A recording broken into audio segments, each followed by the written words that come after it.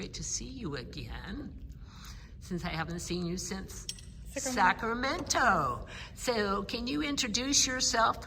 Yes, my name is Carolina Hernandez. I'm a Navy veteran, and I'm an immigrant. I was born and raised in Mexico, and I moved to the States with a desire to become a fashion designer when I was 18 years old. When I came here, I had the dream, right, to go to school, but then I had a problem. I didn't speak English, so I had to go and kind of like learn that first. And then I met somebody who was in the Navy, and I was like, "You're in the Navy?" He's like, "Yeah, you can go see the world." And I'm like, "How do I do that?" And he's like, "Well, you join the Navy." So that's kind of like how I joined the Navy and served on board USS Pearl Harbor and deployed 3 times during my time on active duty.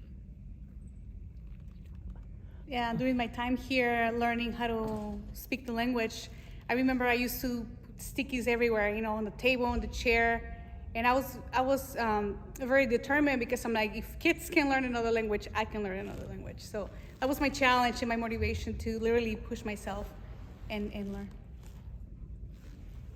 Part of me, if I wanted to join the Navy, was learning the language, and that was, like one of the challenges prior to joining the service. But then, until this day, there's things that I have to Google.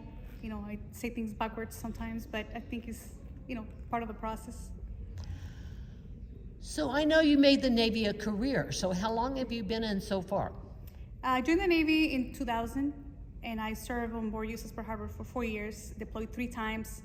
And then when I got out, I'm like, you know what? I kind of love the camaraderie and the brotherhood, so I joined the reserves and deployed again in 2012. So now I'm still in the reserves, and I've been in for 19 years.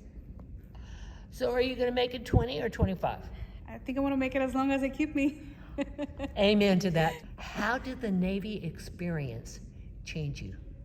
So many ways. I feel like all the skills that I learned in the military, like working in team environments, working with diverse groups, working during stressful situations, I feel like all those skills is what literally the Navy prepared me for.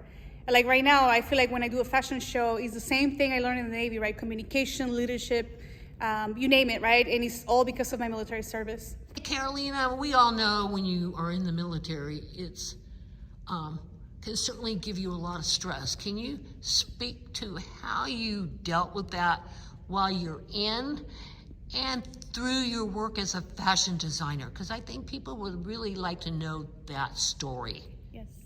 So go ahead. Being deployed 4 times, it takes a lot of pressure, not just as a person, but a family, everything.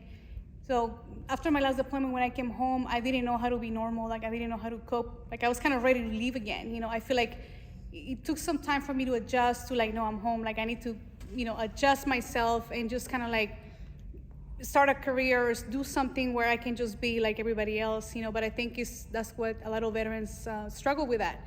So one of the things that I started doing is, besides sewing, because I've been doing it for many years, but literally digging into events with veterans and just kind of like creating art in a way for me to just decompress. Like sewing for me is a way that when I'm sewing, I'm just solving problems in my head. I'm kind of like, when I'm creating is when I'm thinking, oh, okay, then I can fix this, And I feel like for me, it's an outlet to cope with the mental health and the stress pretty much when, after the military service, and even during, military service in the reserve, sometimes we have, things that we're dealing sometimes on a daily basis. And I think for me, fashion is what really keeps me on my feet. And today I'm here with my beautiful models. I make these designs out of non-conventional items, and I'm gonna show you each and every one of them. Today I'm here with my model Haley, and she is wearing this amazing dress made out of teddy bears. And as you can see, I utilized 183 mini teddy bears to decorate this dress. And this is kind of like inspired by the Lolita style, the Japanese style actually, of the costumes that wear in Japan.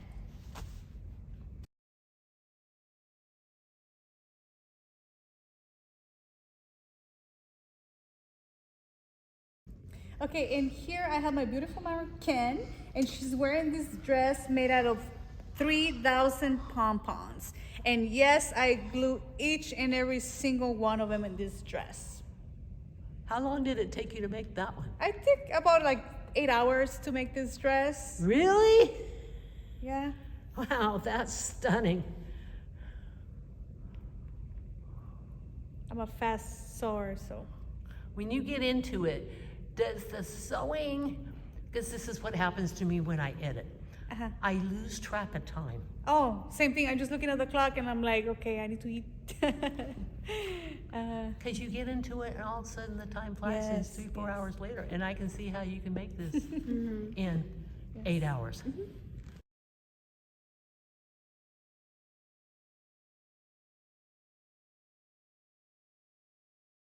And we have my model, Sheryl.